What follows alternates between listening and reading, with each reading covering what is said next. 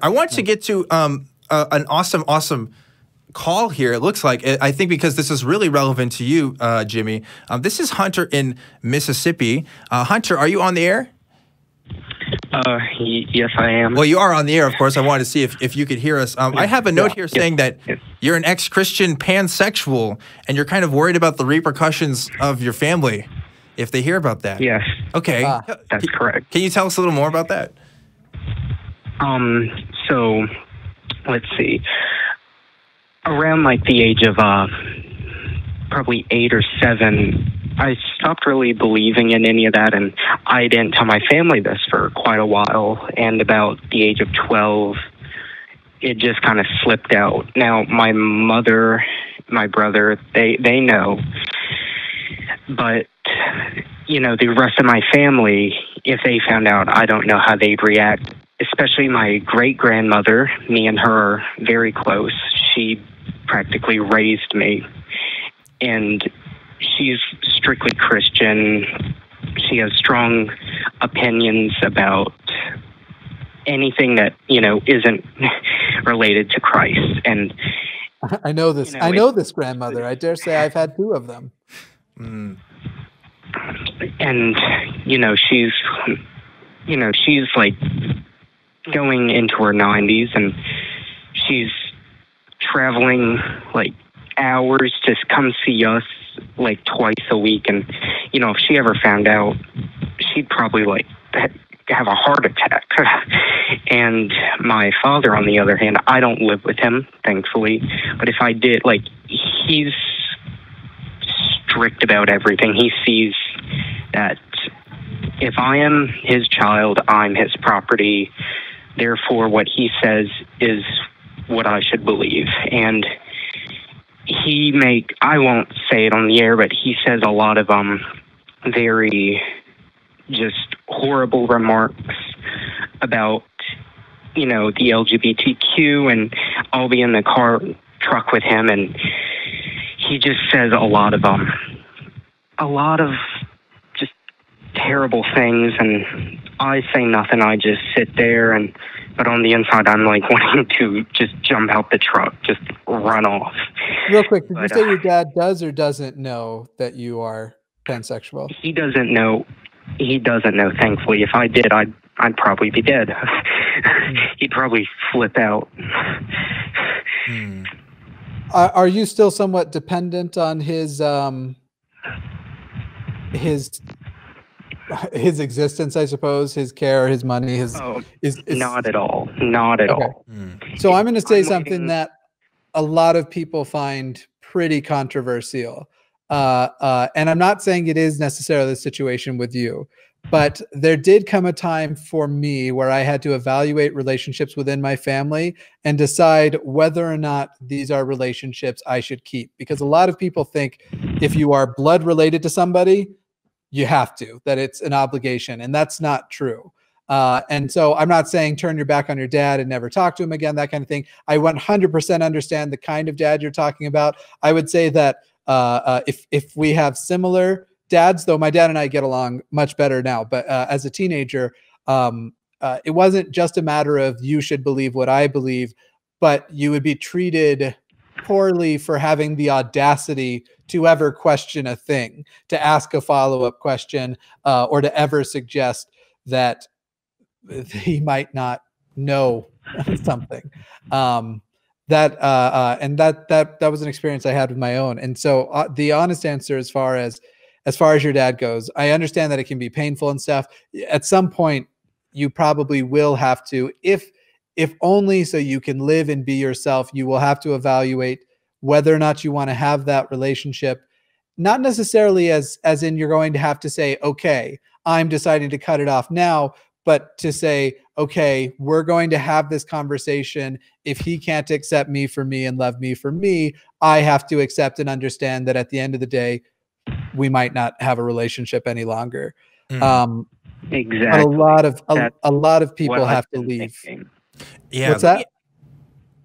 That's exactly what I've been thinking for months now. I'm just waiting for the right moment, and if he ever does find out, I know, like, I got to skip town or something, like, just just leave because, you know, he's not a person you can just talk things out with. He is I would suggest a moderator, an intermediary, somebody who's sure, whether it's a psychologist or if he's a violent person, a police officer, like whatever you need there. I would suggest if you're going to have that conversation, have somebody there to mediate.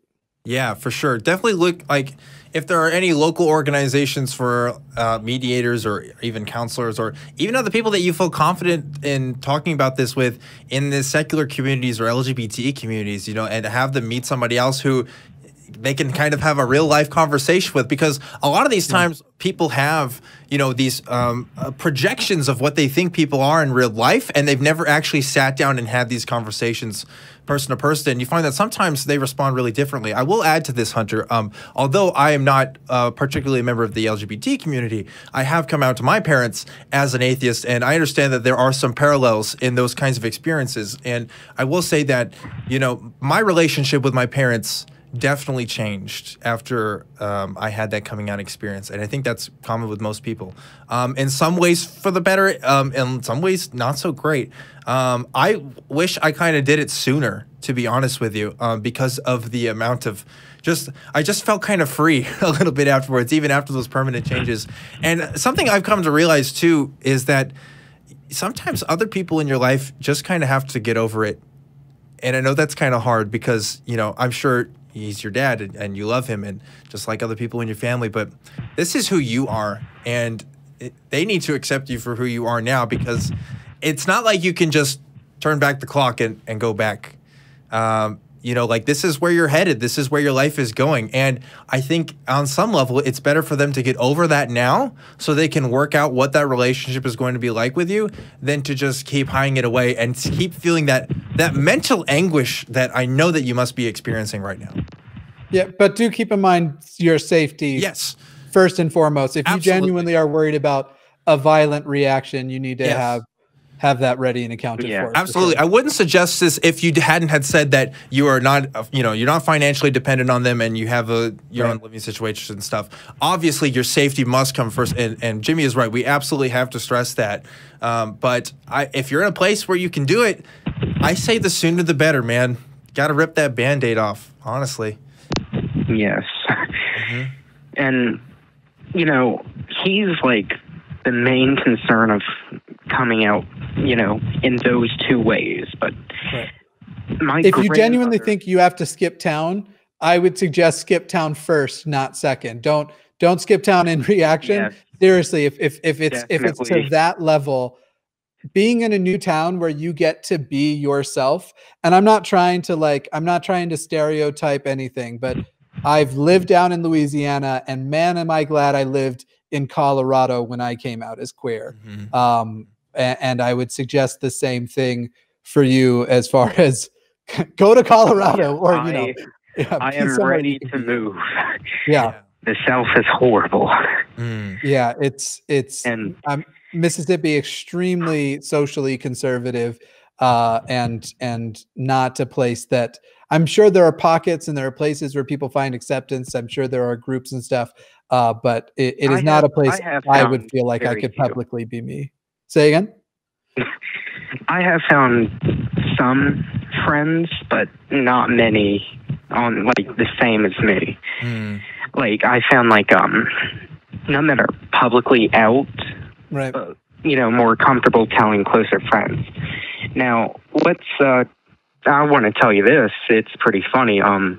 See, I'm completely atheist, and I go to a Christian academy now, which is not fun.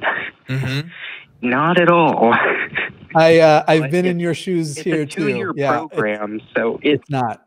It's expensive, and you know, it's only 3 hours of a day, Monday to Thursday, and there's only 6 of us there. So, like, it's a quick way to graduate and all, much quicker. Yeah, but the cognitive dissonance, I know it was terrible. Yeah. It is terrible. Yeah. Can I tell you this, Hunter? I think you gotta get out, man. Yeah. It's so liberating to get to be. Dan was talking a bit about liberation, Mm-hmm. to get to go and be you. And I want to make a terrible like Jamie pun right now, that something like it's called Mississippi because they missed the memo that being gay is fabulous or something like that. Some terrible Jamie. That is a Jamie. That is a terrible Jamie pun. You're right about that. Yeah. I gotta tell you this, Hunter. If anything else, it gets better. It's going to change. Your situation is going to be different. Your relationship with your parents are going to be different, but it's going to get better. Already now, like, we live in the best time to come out. You know what I mean? Like, at least take that. Definitely. And like future generations, whether you choose to have kids or not, but future generations, you'll be able to say, yeah, I was a part of that generation where coming out was like the hardest thing in my life. And I'm so glad that you'll be able to tell people, I'm so glad you don't have to experience the same thing that I did. And I hope this experience is going to be a growing one for you. And also keep in mind, we're your friends, bud. You want to email me at truth@atheist-community.org. I'm sure, I don't know what Jimmy's situation is, but there's other people who would love to talk to you about this and give you guidance along the way. Like, and there's probably people in the chat right now who'd love to talk to you about this too. I will tell you, my Discord channel is filled with LGBTQA+. I mean, it's a Mr. Atheist, and so there's a lot of atheists, but I would say it's almost become more of a queer community hub than it has become an atheist hub. And the atheist community of Austin also has a Discord too, so definitely check that out. We're pretty active on there. It's an okay Discord. Mine's amazing though. Whatever. Does that help you out a little bit, Hunter? It really does. Cool. And Mr. Atheist, I love your content. I've been watching you for so long, so it's crazy that I actually got to call. I am happy about it. And very glad to hear. I can tell you, once I'm working on a new studio. Once it's done, I'm going to be doing my own series of call-in stuff, distinctly different, not just stealing what the ACA does, but there will be more opportunities for call-ins in the future. Cool. Well, yes, I've been paying a lot of attention to that, and if I had money, I would get some, but I'm broke. Oh, listen. I'm excited that anybody watches. Yes, I do the business end of it, and there are people who are but that you watch and support, and that you've made my heart fill up because you tell me you've been watching for a long time. That is payment enough. Don't ever worry about it. Awesome. Hey, Hunter, thanks again for calling, man. I hope this helped, and good luck to you, bud. Man, what a great call. I'm so glad that we could talk to people about this. I think that's one of the most satisfying things about having a show like this, is that you just get to talk to people about what they're going through and how we can help and how we approach it and stuff. I mean, it's really wonderful to know that there's people out there listening, isn't it? Yeah, and hearing the confidence in their voice from the beginning to the end, as they get more confident, they feel more reassured, they feel like they're getting information that's valuable, that we're not just reciting cliches to them. That's nice too.